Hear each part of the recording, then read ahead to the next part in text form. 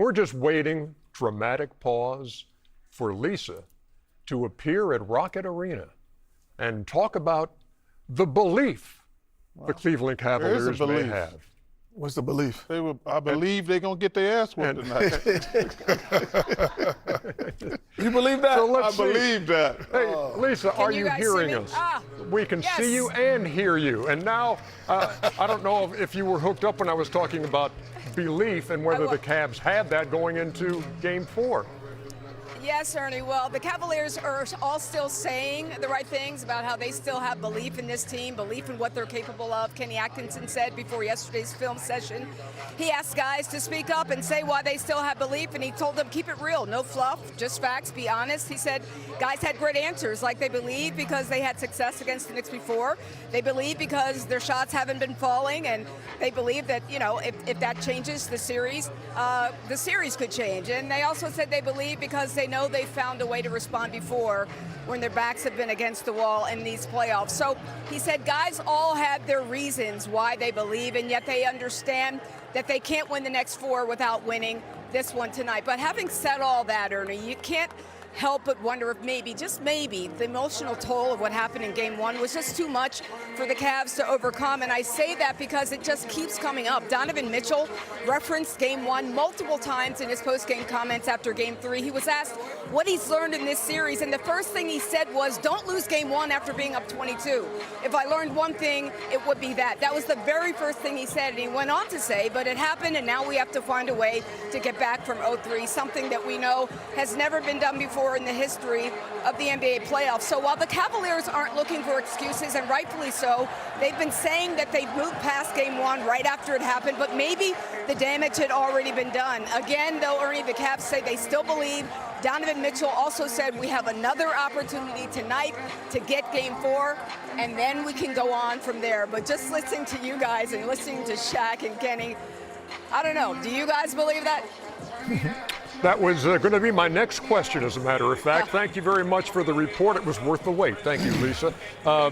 It's a hard thing to define. And you know, I guess maybe if you're a player, you can say you believe, but do deep down inside. And the Cavs going home tonight. They don't believe But I'm talking about the guys wearing those uniforms. Deep down inside. Deep down, they know they're going to get their ass whooped tonight. Deep down. Ernie. Easy, huh? Easy. Wow.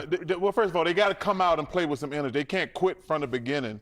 But they know, and she said it, they haven't gotten over Game 1.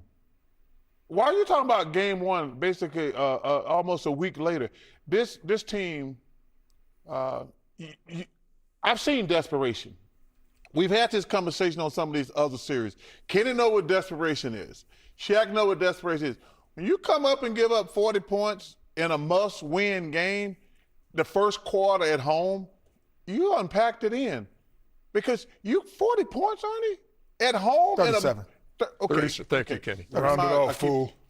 Thank you. Yeah. You round up. I didn't say you didn't, but I just said it was 37. You can't give up 37 points. You know what was funny about that, and I'll get to you in 1 second, Shaq. And here's the thing. You mentioned desperation, but when Karl Anthony Towns was doing the end-of-quarter interview with Lisa Salters in Game 1, he said, we need to play more desperate. Even though they were up 37-27 at the time, they were the team talking about desperation. And that's why they're up 3-0. You talk about the word belief. I'm an expert at being at this point in the series, being down 0-3.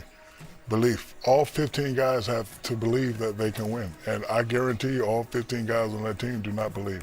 You're going to have 1 or 2 guys saying, hey, I'm going to go get mine tonight so people can't say it's my fault. Mm-hmm. But the other 13, they don't really believe, and it shows that. So, like Chuck said, they don't play with desperation. If they don't play like they want to win. They may come out with, with the fake I believe in 3 quarters. That's exactly right. But, that fourth quarter is going to be, the real true test.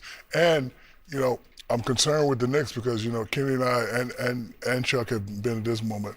I don't want to think ahead. Because if I win this game tonight, it's going to be so, sometimes you can get like super, super excited and then you can mess up and then you can give the other team a chance to win. So the Knicks have to be careful and the Cavs have to come out and play with some type of desperation. Yeah. But I'm with Chuck. It's over. Listening to, there used to be a commercial that used to end with, a mind is a terrible thing to waste. Yes. And so I also the United Negro College Fund. Negro College Fund. And your dad used to say it to you all the time. And your brother he Vince. said you sit next to people a lot of times that happens to. But honestly, we used to talk about that, saying is like, because when you have so many people telling you can or can't do something, then it becomes what you think you are. And the whole city of Cleveland, everyone around the media, you're hearing constantly that you can't do something. Now, that is the part that internally either triggers you or makes you succumb. And we'll see if it makes them succumb, because that is the moment when everyone's against you and you see who you really, really are.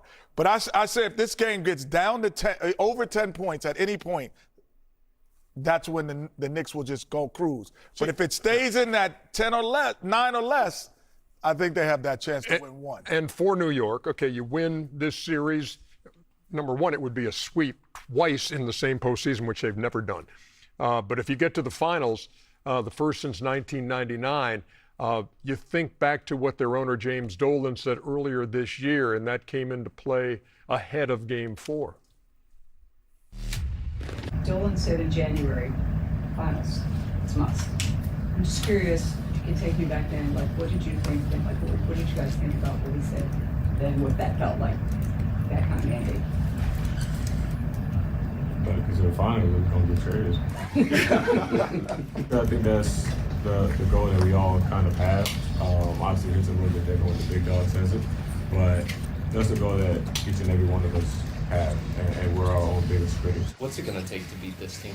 Let's start with making some shots. Let's start with getting some stops and making some free throws.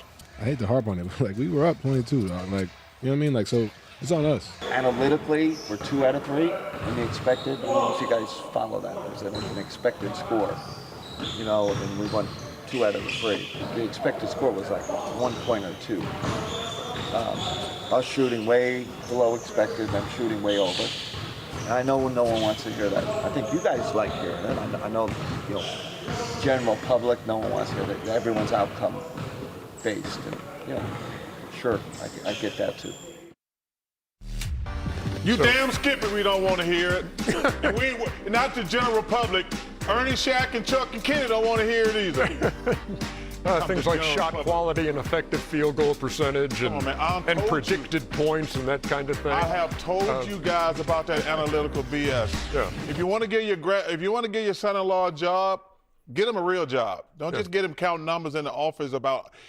Man, I hate when because I like Kenny Atkinson, but that's just. And he's been a coach of the year, as a matter of fact. He's a good coach. So the analytics. But he hasn't had a good matter. series. Now let's get that out the way. He hasn't had a good series. When you hear analytics like that, or analytics described that way, you know what comes to mind for me? What's that? Well, Professor O'Neill, once upon a time, pretty analytical look at gas prices and. You know what's coming. It's not coming now.